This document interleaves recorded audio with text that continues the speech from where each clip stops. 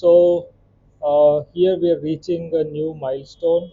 So this is going to be the 10th episode of Hands Up, and my earlier guest Deeksha Sharma is back. Hello everyone. So for those who are listening to this for the first time, Deeksha, why don't you introduce yourself? Sure thing. So, hi everyone. I work in marketing basically, and I'm an avid reader. I really love reading Dostoevsky and Russian literature specifically because I find that it is one of the most greatest observations of the human condition, and that is what me and Nitesh are like basically connected on. That is what we talked about in the earlier episode, and that is also the theme that we'll be taking up now. We're going to discuss the book Notes from Underground by Fyodor Dostoevsky. And you made your introduction entirely about Dostoevsky, but yeah, of course, you also talked about marketing a bit. Um, so while we were discussing about the book, you also said, we had this conversation that it's very important to discuss the backdrop when the book was written. Otherwise, the mere story of itself will, not carry that much of a weight uh, because the context matters, the context in which Dostoevsky wrote this book. So even before we get into the brief summary or something of that sort, obviously there will be a subset of listeners who have read the book and those who have not read the book. So for both of them, why don't you tell us what was the context in which the book was written? Yeah, definitely. When we are talking of notes from underground, we are thinking of Russia in 1850s and like 1860s. It was written somewhere in the 1860s, late 1860s to be very precise. And that was the time where some of the Russian greats that we talk about today were active in the intellectual circles. They were writing. Tolstoy was there, Dostoevsky was obviously there. We had Turgenev, we had others in there as well who were talking constantly about what is the right sort of moral and philosophical framework that the Russian class and the Russian people should abide by. And we are talking of a time when the Tsar is there. People are uh, at that time not rebelling directly, but there are certain seeds being sown which would show impact few years down the line. And we are also thinking of increasing interaction with the West, with Europe and France specifically, wherein more and more people are getting influenced by liberal ideas. They are talking of utopias similar to what the French are trying to do, what the English are trying to do. And this intellectual wind which is now coming into Russia is impacting what sort of fiction is being created. So when we see in that context, we will understand that Notes from Underground is not just a book of fiction. It is actually Dostoevsky's work, which talks about how determinism cannot be the entirety of an explanation for human nature, which also gives us certain Wait, let me stop you there. What is yeah. determinism? Okay, interesting. So if we were to talk of determinism, we are basically saying that everything can be summed up in a mathematical equation when it comes to the human nature, Hmm. and everything can be properly explained using science and the physical phenomena that we have in front of us. But philosophers and people like Dostoevsky had something else to say. They said that no, this is not enough. There is more to the human condition than what equations can So show. you can't, let's not use the word equation. Maybe it's not a flow chart.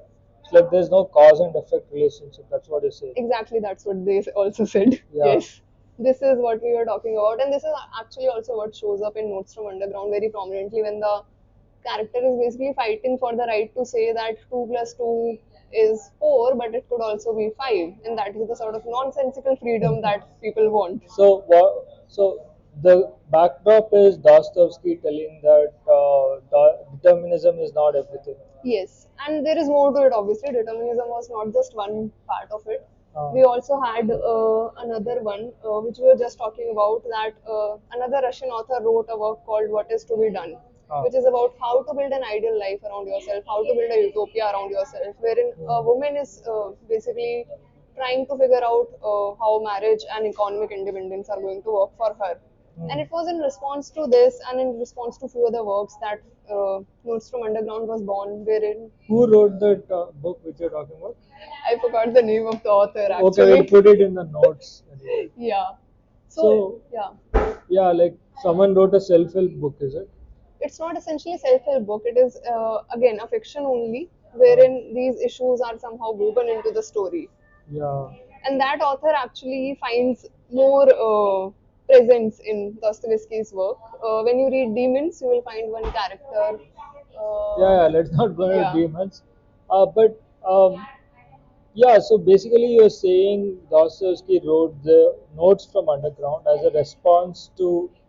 the uh, as a response to the intellectual atmosphere during Hmm. his times, Hmm. and more specifically as a response to a utopian piece of fiction Hmm. called What What is is to to Be be Done, done? Yeah. right? Um yeah, so it's basically like as if someone wrote a response to all self-help books of the current day.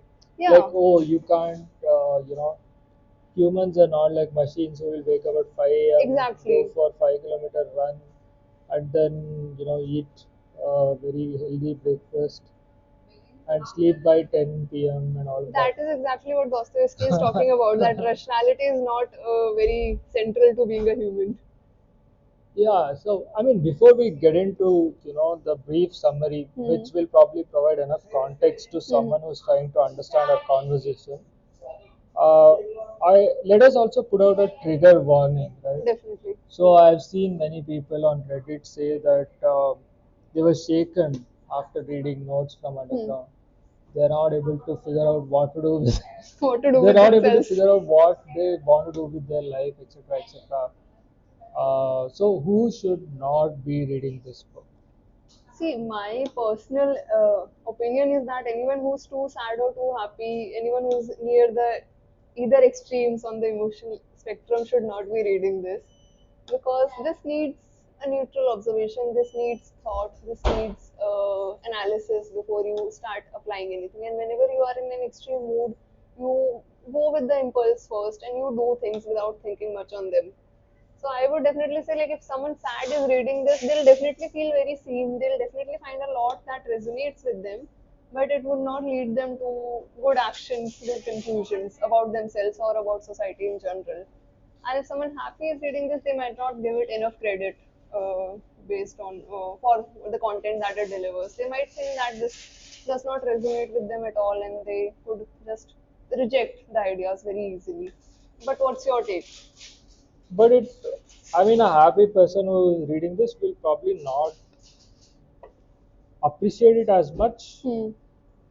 but he won't feel. I mean, there won't be any negative consequence on that particular person. The negative consequence would be in terms of them not thinking enough about what is to be done. Yeah, I mean, my own take on this is,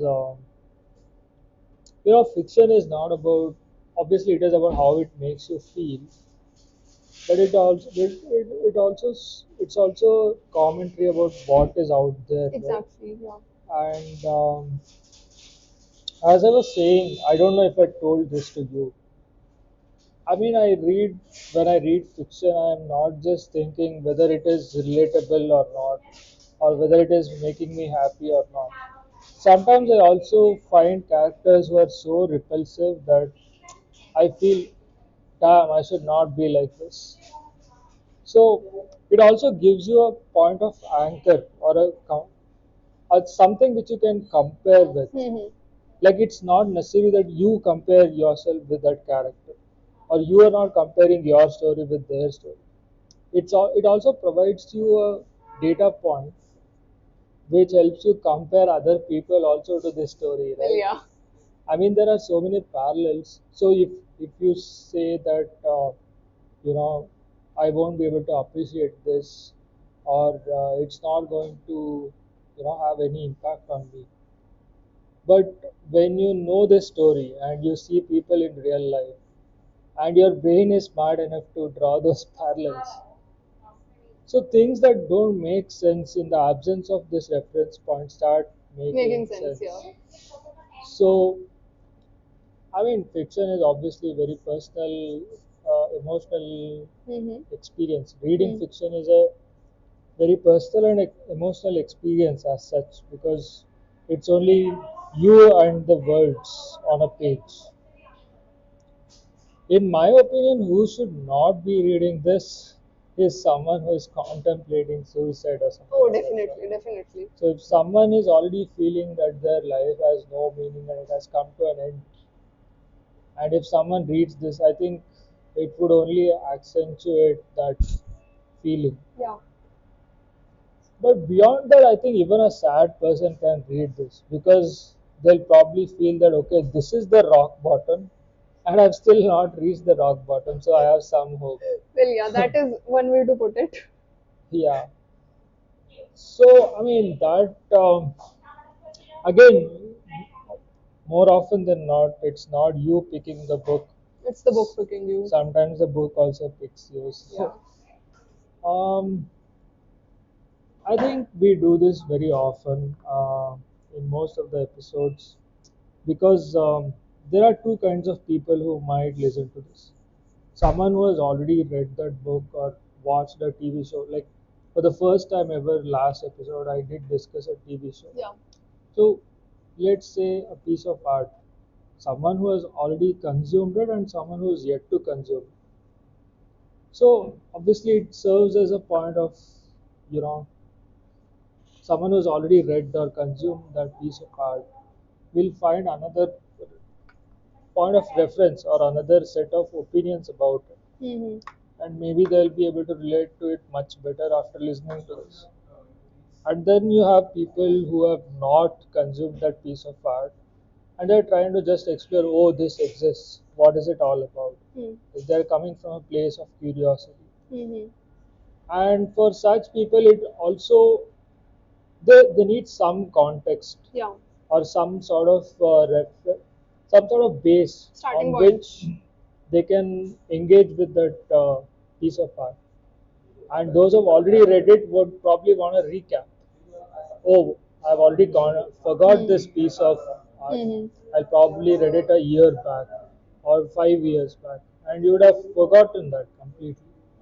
So for those kind of people, why don't you share a brief summary of what happens in Notes from Underground? So we are doing spoilers or no? There are no spoilers as such. I would say there are not much. I So. think there is not much of a storyline here. It's more about the entire personality and the state of mind Hmm. of the main character, Mm-hmm. which hits you, and it's not the plot which hits you. There is nothing. Exactly. Yeah, that is Yeah. very true. So when we talk of Notes from Underground, we are firstly looking at a bad translation of the name. It is not exactly underground. It should be more like Notes from the Trenches or Notes from the Evil's Den, that sort of interpretation if you look at the real Russian name. Uh, So we are talking about a person writing in a confessional tone about the experiences they have had and how they feel about the people around them, how they feel about the society around them. So we see that this book is divided in two parts, and there's mostly couple of major interactions. At one point, this person invites an officer for a duel because his ego is hurt, and he prepares so much that he buys a new coat, spends some money which he doesn't have to prepare for this fight, which never happens. And you might have seen this character around you as well, who is always ready to pick a fight but never fight it out. yeah. So that is one part, and the second part, which basically reveals the twin nature of this person, is when he starts finding some of his old friends and starts to sort of mingle with them until the friends decide to not include him in his plan, not include him in their plans very nicely. And when he is rebuffed, he gets Not just angry. plans, maybe it is like an after party or Oh something like yes, it is a that. party, and they tell him the wrong time. Yeah. Yeah. And then he is rebuffed, and he gets angry and starts chasing them and chases them to a brothel where he ends up talking to one of the women present there and starts to become her hero. He becomes very great in her eyes, gives her a great reality check because she has some plans about life, and he just goes like, no, this is not gonna happen. This is how life works. This is how the world works, and this is what realistically might happen with you. Hmm. and he becomes the best thing in her eyes. And but later on, when she joins him at his place, which she was invited to do, Yeah. he rebuffs her and he humiliates her instead to showcase that, see, I have power over you. And that is the sort of person you would have also seen around you, because those sort of jokes are very common. So those are two major acts in the story which I believe are like central to the entire plot, or whatever we can say. But the real juice is obviously within the character itself, what the character thinks, the main monologues, the internal dialogues that we have from them coming in. And if you look at it, it has a very grand beginning. The story has a very grand beginning. One of the most memorable, I would say, memorable starting lines of a story. I think it's very. I think it would actually kind of set the tone Hmm. or make the listeners understand what kind of a person they're actually dealing with, right? Hmm. So, let me just read the first paragraph of this, you know, Hmm. the story itself. Hmm. Where is it? Yeah, it's the story starts like this. I'm a sick man. I'm a spiteful man. I'm an unattractive man. I believe my liver is diseased. However, I know nothing at all about my disease and do not know for certain what ails me. I don't consult a doctor for it and never have, though I have a respect for medicine and doctors. Besides, I'm extremely superstitious, sufficiently so to respect medicine. Anyway, uh, I am well educated enough not to be superstitious, but I am superstitious. No, I refuse to consult a doctor from spite. That you probably will not understand. Well, I understand it though. Of course, I can't explain who it is precisely that I am mortifying in this case by my spite. I'm perfectly well aware that I cannot pay out the doctors by not consulting them. I know better than anyone that by all this I'm only injuring myself and no one else. But still, if I don't consult a doctor, it is from spite. My liver is bad. Well, let it get worse. And that is the beginning of all the unsettling things that you are about to discover once you get into this book. This is not even the worst thing you'll read. And that's Yeah, why I said like a lot of sad people should not read it, because it would put you in a state of mind which is unhealthy. but if I was a very, very sad guy, or let's say I'm just a sad guy, I read this and I feel okay, I am in a bad state, but I'm not this bad. If my liver was hurting, at least I would visit a doctor. Well, I mean, I'm not that. then you're a rational sad person. Exactly. So I'm saying the sadness is such a huge spectrum, and only those who are suicidal would probably, find Hmm. it. It would take them further down. But everyone else, I think, it will take every other kind of a reader up because it's already so down. But also, apart from like settling the emotional tone, this is a very great opening paragraph because it introduces us to the thought process of the protagonist very clearly. Yeah, It tells us that this person is not superstitious, not like they're uneducated. It's not like this person doesn't understand what's happening around them. Rather, yeah. they are sort of deriving some sort of happiness, some sort of pleasure out of being this way. This is more of an accepted choice rather than a forced circumstance. Yeah, I mean, this is a very common trope, right? Like, there are a lot of people who enjoy self pity. This guy is not even talking about self pity, but he's far 10 levels down further. But you'll definitely find a lot of people who pity themselves for some things which they can easily fix. It's not such a hard thing to fix it. And their internal troubles then have an external manifestation as well, which we also see in the case of the underground man. He has certain internal issues about his own self-esteem, his own self-image. As we see right from the start, he calls himself unattractive. He'll say that he has a lot of spite. He'll say that he is not the best person out there, and Hmm. still he won't work on any of that. Instead, he'll just take all of those characteristics and make them a problem of the whole world. Exactly.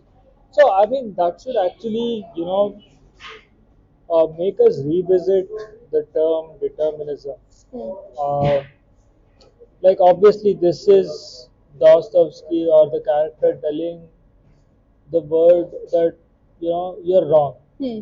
You might be right, but in my eyes you're wrong. Hmm. And just because I'm not feeling good, that's why you're wrong. So I mean, how would you characterize? I mean, where does this character fit in a response to determinism? See, determinism is basically saying that every person will think of self interest. Yeah, Everyone will think of self interest together, and that is how we have a collective good. yeah, That is how I'm just giving a very reductive definition, obviously. yeah. But that is how the world is going towards an utopia where everything is going to be right. But what Dostoevsky is proposing here, that just to appear different, just to appear unique, or just to feel like they exist outside a system, people are going to make irrational choices. Mm, People are going to do stupid things just because it feels okay in that moment. Like mm, all of us have broken some random rule sometime because it felt fun, because it felt like it wasn't really a lot of bother. It felt like just why not do it? We have crossed a road without looking at a signal. We might have jumped a few queues. We have mm. all done that because we are not perfect people, and the sort of emotions we want to feel in order to be fulfilled are not always what are quote unquote the good ones. Yeah, And that is where this character is basically giving an antithesis to the deterministic way of life. Like, see, I will do something stupid just to prove you wrong, and that is my individuality, and that is where your corrective utopia starts to end. yeah. So I would obviously we have done a lot of gossiping around this. Where I've cited real people Yeah. who have behaved in very irrational ways, and I don't consider myself like to be the peak of human rationality, but more often than not, I try to find some reason. Oh, this person is like this because of this.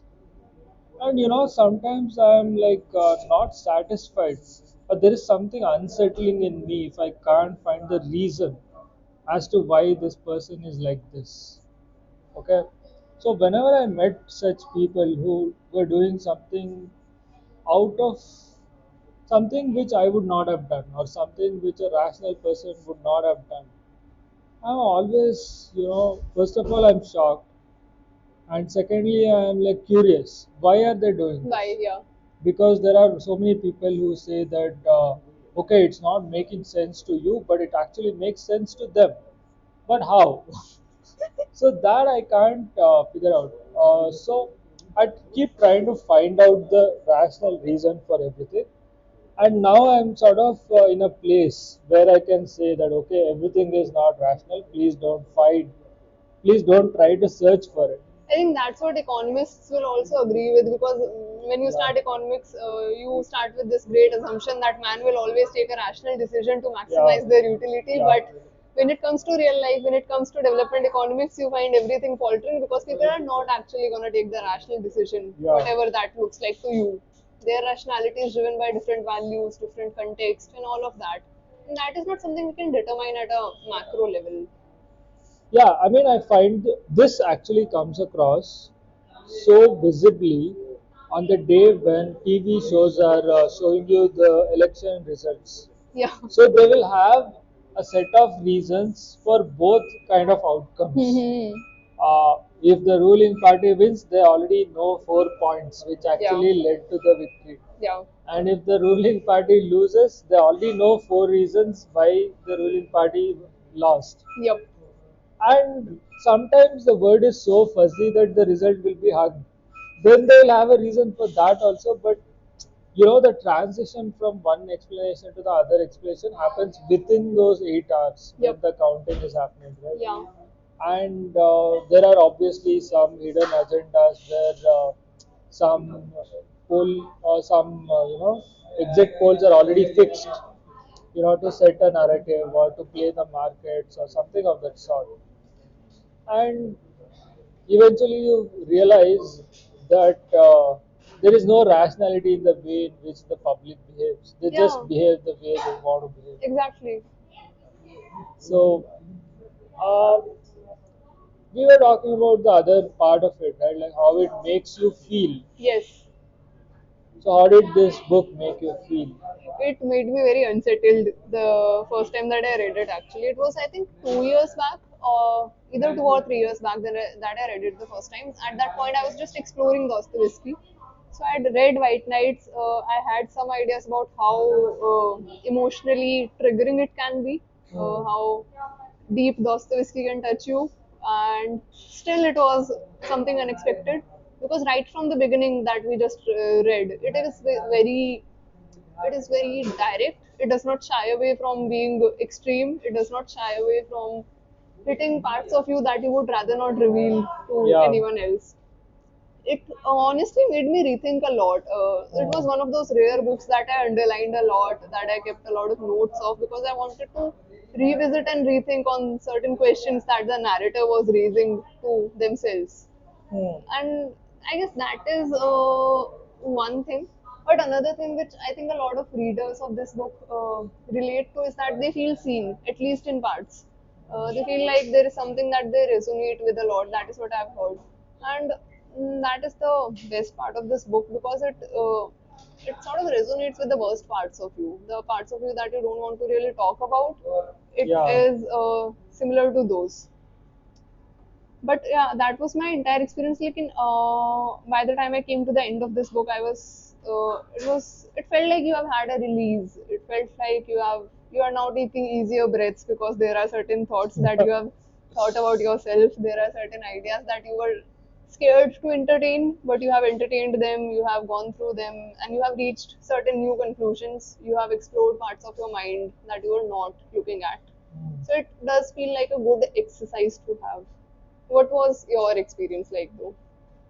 Yeah, you were talking about things that you would not speak about to others, right? Yeah. So I did write a review of it, Mm-hmm. and I sort of wrote down what I felt. Hmm. There was one quote which hit me very hard, Hmm. and I mean, literally every quote hits you hard from Yeah. this book. But this quote, which says, "In every man's memories, there are such things as he will reveal not to everyone, Hmm. but perhaps only to friends. Hmm. There are also such as he will reveal not even to friends, but only to himself, and that too in secret. Hmm. Then finally, there are such as a man is afraid to reveal even to himself, and every decent man will have accumulated quite a few things of this sort." So I was thinking of memories which I would, not reveal to everyone, and there are some which I will only reveal privately to some close friends, and then there are some which I don't even want to reveal to myself. Or rather, Exactly. it's not about revealing, but it's about remind Acceptance. reminding yourself about it. Hmm. Then I was thinking about all of these memories, and I said, yeah, even I have all of these. But once I finished reading this, I felt almost like a sigh of relief because I had outgrown all of these three things. Yeah. In a sense, yeah, I don't judge myself for having those memories anymore. Um, and I saw many parallels between this character and myself. Hmm. Like maybe I carry those things even today. Like I'm going hanging out with someone, and I see some third person, and I start judging that person. Like I still do. I know that I do carry a sense of superiority complex, whatever it is, and it has. I don't know how it has benefited me, but I know for sure that it is not about me or not about the other person. It's my inability to accept myself. That is what has, you know, made superiority complex as a coping mechanism. So, I mean, all of this I discovered in some therapy. I went for therapy for like 17 months, and there I discovered this was one of the biggest things which I had to address, the fact that I can't accept myself. So, first, I have to, do something to deal with that and, make things go away which I don't like. And second thing is to put myself on a pedestal so that I can look down upon others. Yeah. So that is very very similar to what this character does, but it's also sort of uh, it's sort of uh, it makes me feel good that I'm actually working on it.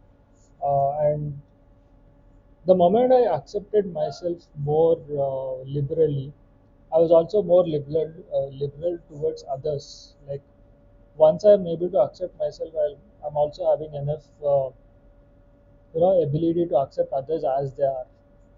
So that is what I realized, and it made me feel better. But obviously, these traits it will not go away completely. It will, still stay, but it will probably be far, far less. I don't know, not less damaging, or I would say it would be blunted, blunted to point where it won't affect you negatively. Um, that is what it made me feel. And obviously, we were talking about another paradigm. Actually, this leads me to my the next thing which I wanted to discuss. Is like there are two words, and one is the word of your own thoughts or your imagination, and then there is the other word of action, where you actually bring those thoughts to action, like you make it happen. And obviously, there are two kinds of people who there are some people who just keep on thinking and do nothing, and then there are people who do things without thinking at all. Yeah. And then there is a very very small rare category which thinks about something and decides some things that they actually want to do and some things which they don't want to do. So what do you I mean, obviously it's ideal to think about things and Then do do them. do the ones which are worth doing, right? So but these two groups, the other two groups where people do things out of impulse without thinking, and those who keep on thinking and do nothing, which one is more which one is worse according to you? I mean, Okay. which group would be more miserable? That is an interesting question.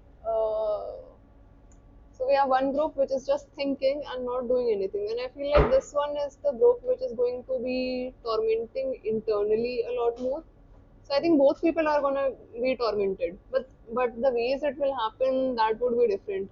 So the first group is surely thinking a lot, so they're observing a lot of things. They know what is happening around them. They are analyzing it constantly. They have a lot of ideas, and when you It's have, not just about observing and analyzing, it's also about their wishes, right? Things that they want, yeah, their imagination. so they have that imagination, and they'll have certain steps in mind as well Yeah. for that imagination. But you would know that whenever you have had an idea and you are not able to act on it, it is a very frustrating experience. And at that point, you start looking for certain sort of excuses, like, hey, this happened, that is why I couldn't do this, or like that person made that remark, that is why I didn't do this, something so on and so forth. And that basically builds up a lot of tension in your head, and you start becoming very irritable, and that sort of frustration happens. And the second group is people who are doing things but they're not thinking on them, so obviously the results are gonna be questionable, at least to say the least, if the luck is not favoring them. Now, They can have at least a 50% hit rate. well, that is questionable, maybe not, maybe Yeah. not. I don't think they'd have 50% hit rate because they're not giving things a good thought. Even for a 50% hit rate, you have to plan a lot. and and that moment they'd be torturing others too. Like what we see in Dostoevsky's, oh sorry, not Dostoevsky, but the Underground Man's uh, plans. Like he does a few things out of impulse, out of emotion, and he ends up torturing others and himself along with it because he's not really thinking. He's just taking action mindlessly. yeah. So what I basically feel is that the internal one actually gives you more torture, because maybe it is more of about what my personality is. Like I'll feel more tortured if I have ideas and I'm unable to act on them. So I guess the question It does not have a proper specific See, answer. would you feel better if you were a neurotic don with a gun and you're just going around killing people? Yeah, that is one way of releasing your emotions, so why not?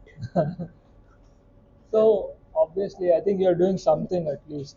Yeah, I mean, you are giving it some, tangible form rather Yeah, than just sitting there and wasting your effort, time, your mental space. So that does make you a little bit fulfilled, maybe in a bad way, but you are fulfilled. but this kind of this group where there's continuous thinking but no action. I mean, this underground man, the Hmm. main character of the book, he brings it out very very well. So there's that incident, right, where he's walking and he hits the arm of another Hmm. officer, Hmm. Hmm. and he wants to confront the officer, but he's not able to. Hmm.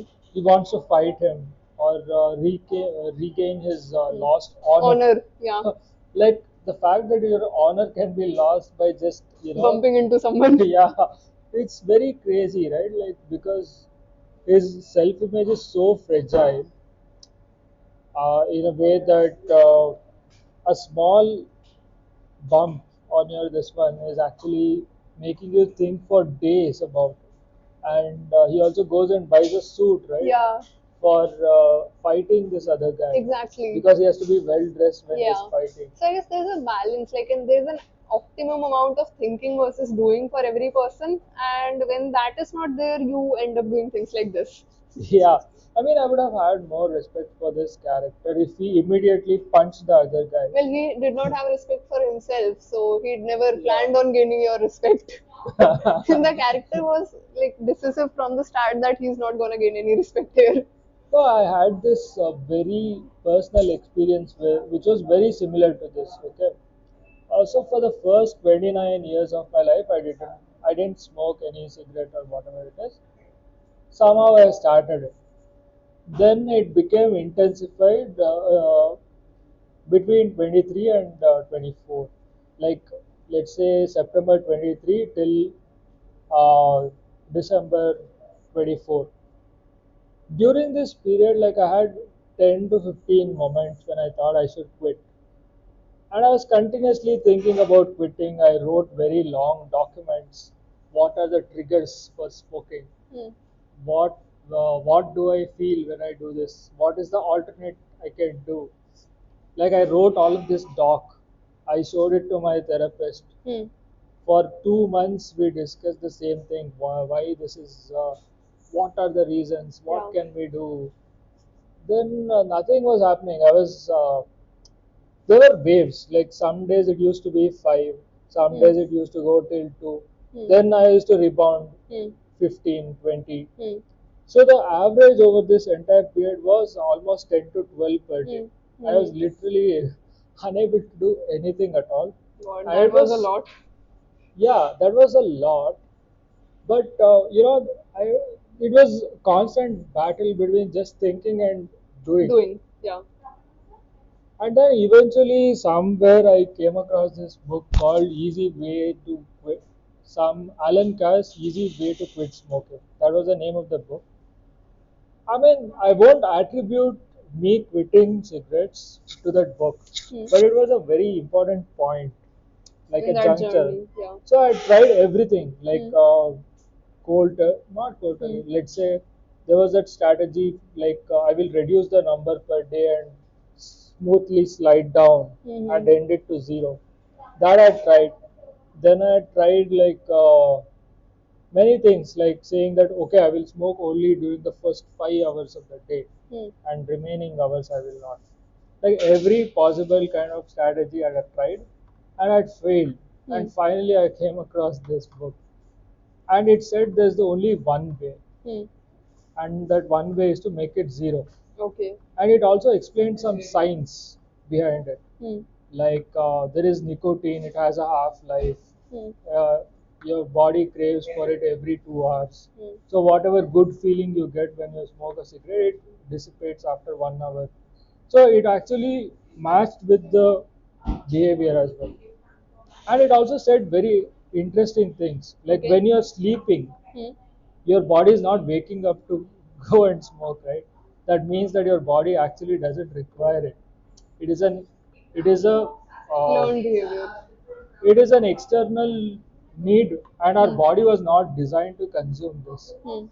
So all of these kind of very small explanations, Hmm. of course with a lot of effort on my part as Yeah. well, I was finally able to move from the, you know, the sphere of thought Hmm. to sphere of action. So I mean, it's not like a person is behaving like underground man for his entire life. Even if he is behaving like that for 6 months, it is still a valuable Yeah. experience, True. right? Which you can relate, and then you can feel if at all you make out of it. Let's hope everyone makes out of it. Let's Yeah, not think but they otherwise. can. But I mean, to know that this kind of a state exists Hmm. is actually helpful. Yeah, in that sense it is because it sort of like takes you down a road which you don't really think of. It takes you to parts of yourself that you don't want to acknowledge in a way, and Or then you maybe you can, know, but you don't know how to articulate that. yeah, there is certain sort of like shadow around them for sure, if not entire darkness. Hmm. So that is certainly there. What I have felt in such scenarios is that maybe taking baby steps is the way to go. Like my, again, these sort of approaches to come out of being an underground man are very personal. They are very much dependent on who you are and what exactly you are doing. So, like at some point, I got so much messed up that I didn't really want to talk to a lot of people. I Hmm. started cutting off people. I didn't really respond on WhatsApp. What when I don't respond on WhatsApp right now, it is because I'm busy. Okay, it's not because I'm trying to cut you off.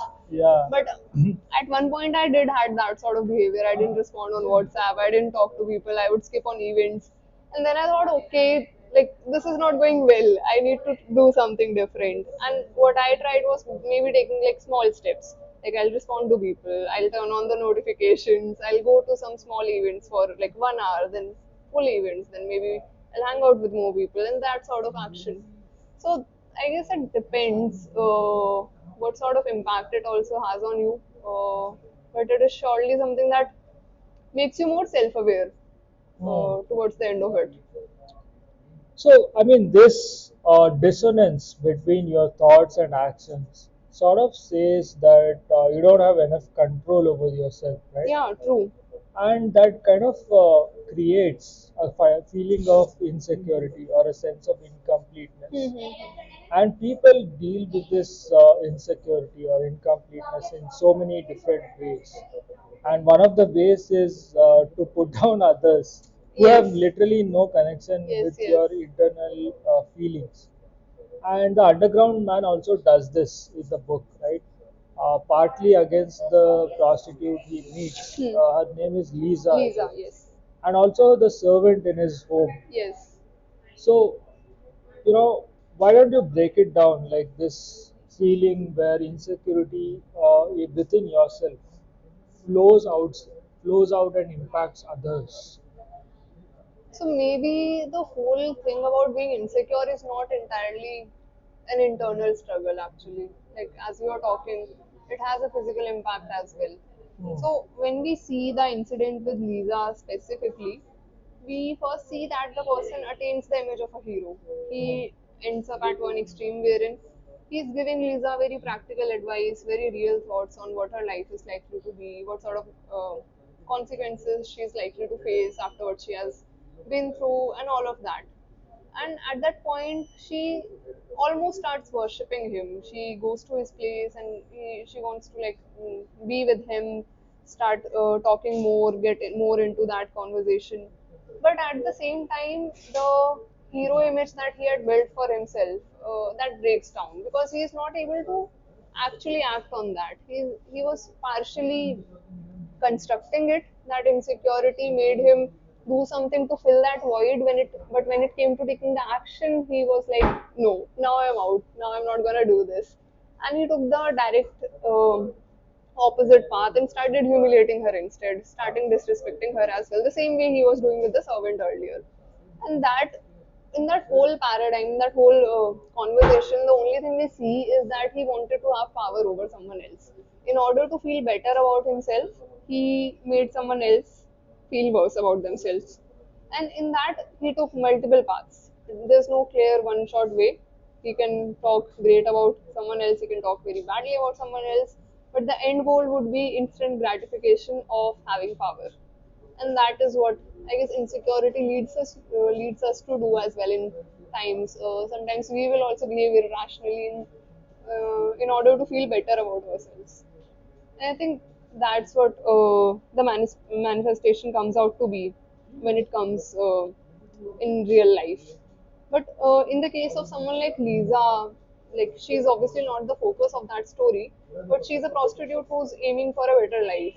In her case, he ended up having a very bad impact on her. Her self esteem would be at a worse position after these interactions, and her insecurities would obviously be heightened. And the worst part, I think, the most infuriating part of the story was that when the underground man accepts that this is what he wanted to achieve, because then he has a lifelong impact on this person. Hmm. So maybe you don't always even want a positive impact. Your insecurity just wants you to have an impact. You just want to be seen somewhere. The nature of that stops mattering to you in a way, which is not really a great idea. Let's say I or Hmm. someone else is at the receiving end of this. Like someone just wants to have control over you, and they just either take either trying to be your savior, Hmm. or they're being a monster to you and like just hacking you down. Hmm. I mean, like obviously you're not a psychotherapist or whatever it is, but how does one deal with this How does one deal? if you're at the receiving end of that kind of? I think that's where boundaries come into play. That's where it becomes important to have an internal monologue which is healthy, an internal self image which is healthy, which is not perfect, obviously. You need to recognize the bad parts of yourself, but also not entirely depend on others for validation or defining who you are. And that was the problem with the underground man up to some extent. His internal self image was very broken, and at the same time, the slightest of interactions with the society would get him driven to some extreme. So both the circles were kind of going in the negative direction for him. But there are a few aspects of this that we can definitely handle as people. We can have certain boundaries. Like this is not something someone else is gonna define for me. This is not something someone else is tell me, and like sort of balance between them. And also, Maybe yeah. Lisa herself, she was a very isolated person, right? Exactly. So There when was you're no other reference isolated, point. yeah, when you're isolated, you're more likely to fall into that sort of, yeah, what can we call it? Like fancy dialogue from some idiot. No, obviously she was vulnerable to such an attack from a guy like Yeah, the underground man. So obviously, not being isolated, the opposite of it is to have a sense of community. Obviously, for a prostitute, it is very difficult to find a sense of community.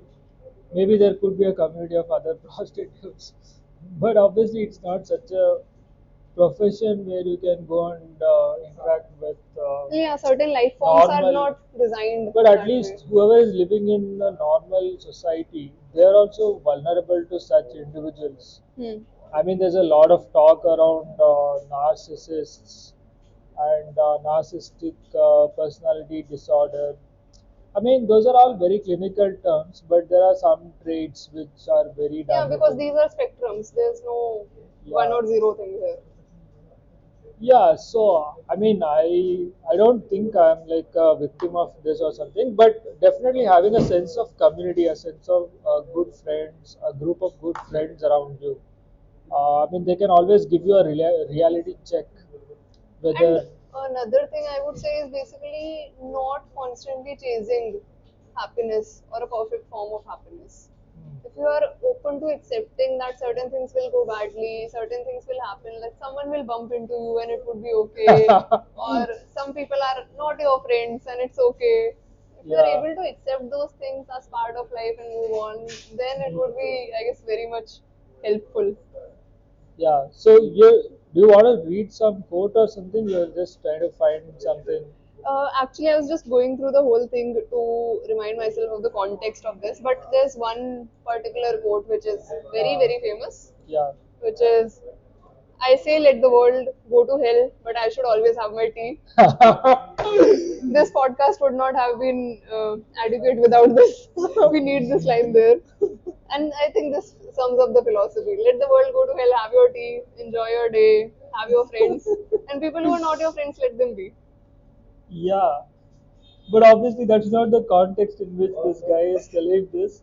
Yeah, but we can change. And definitely, this is not the weather for tea.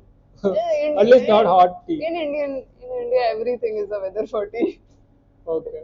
So you're more leaning towards tea, is it? No, I am 100% a coffee person actually. Okay. I was actually not a very coffee person. I mean, I was not a tea person. I was completely filter coffee person only. But only after coming to Delhi, I started consuming tea. My family In is fact, I that learned how to good. make a tea. In fact, I learned how to make tea for a girl. Oh God, oh God. So that was even worse. But But at least now you have tea. yeah, at least I know how to make tea now. Yeah, so that's the positive out of it. Yeah, I actually got that mortar and pestle Okay, okay. to crush the garlic. All of this Not I did. garlic, ginger. Whatever. Garlic Yeah, would be a no, pretty bad no, taste. yeah, correct, correct. So I'm very bad in recipes, but it is garlic. Okay, we won't have a Yeah, cooking podcast. yeah. Then, yeah. So, is there anything else you want to add to this? Like, see, so far what we've spoken about is the historical context of the book and the nature of the character, the main character himself. Hmm. And then we also spoke about determinism and Yeah. how human nature is not always deterministic, and some things are just random. You can't put a cause and effect relationship over there. And then you also have the impact of your self perception on the way in which you behave, or also in the way in which you allow others to treat you, right? And then obviously the domain of thoughts and domain of action, and how we can balance, or rather not be stuck in the domain of thoughts. So I think these are the broad themes which really touched me when I read Notes from Underground. And I think we did have a really good conversation around these things. Is there something which I missed, or something which you want to add to this overall discussion about this book? I think one point that I would definitely add is that when it comes to my generation, not yours, just Yeah. mine, and the people who come after me, is that we grew up with the internet and phones around us, and the sense of community that we talked about, the sense of having other people and positive experiences around you, is becoming more scarce in our world. It is a little harder to find out people that you relate to, but there is a sense of abundance as well, which the internet creates around you. You can always see someone with a better body, someone with better stuff around you, someone who's having the best travel experiences out there. So that sort of comparison and the things you use to hurt your own self-esteem are way more easily accessible to us, and that also leads us to becoming something much more like the underground man, because it's easier for us to just hide in somewhere in a dark room and have internet and feel like to pretend like we are actually interacting with the world even when we are not doing it. So I think in that respect, this book has gained a new context in which it is gonna help a lot more people if they go ahead and read it and if they think on the questions that it raises. So that is something that I would definitely want to like highlight and ask more people, more younger people to read it and think on it. Yeah, so I mean, I wanted to tell this experience to people who are like 10 years younger Hmm. than me. Like internet was not so abundant in 2010. Yeah. I did my undergrad between 2010 and 2014, and I'm telling you, 1 GB of internet cost me 750 rupees. 750 rupees. And I studied in NIDK Surathkal, where it was a campus in a rural area. It was 20 kilometers away from Bangalore. And we had one internet center where there were only like 60 to 100 seats. So I didn't have a laptop in my first year. Like my mom didn't buy me a laptop. I got it only in my second year. So I had to wait for 30 minutes, 30 minutes to 1 hour to access a desktop, to access internet and open Facebook and connect with my friends or do whatever I wanted. I did nothing productive for sure. I was just using social media going there. But even though it was internet, I feel is a drug these days. Yeah, for you it was like restricted in terms of where you No, can find it. it was a drug and it is still a drug, and it was inaccessible then. It was Yeah, like difficult to you had access. smaller doses. Yeah, and I was probably ugly then, but I didn't know that I was ugly because there was no Instagram where I could scroll for the entire day and find out 10 other guys who had better body than me. And there was no sense of about how I stood in the larger picture. Like I didn't know in India, like where would I stand in terms of lifestyle. Not even India, forget India. At least in my social circle, how does my lifestyle look like? What is my earnings like? Where am I eating? Which aesthetic cafe am I going? Where are others going? What relationships others are having? Like there was no clue about it, and it was a kind of a double-edged sword, right? It gives you the freedom to shape yourself irrespective of others, Hmm. but you're also starved of information which could have probably helped you to level up. Yeah. So I don't know where is the sweet spot in between, but definitely in this generation, it's very easy to get sucked into the Instagram. Like you lose 2 hours and you don't know how the 2 hours have gone. Exactly. So it's not about the risk is not about being underground man. The risk is about being the internet man. Well, yeah, like we have a different version of the same malaise presenting itself now. Yeah, I think that was a very good conversation about isolation, about determinism, and the will to action, Yeah. and also the way in which we perceive and project our insecurities. Thank you for having this conversation. And thank you so much for having me over for this. Yeah, and let's hope that we don't become the internet man or the Yeah. internet woman, Yep. or also including all the other genders. Yeah.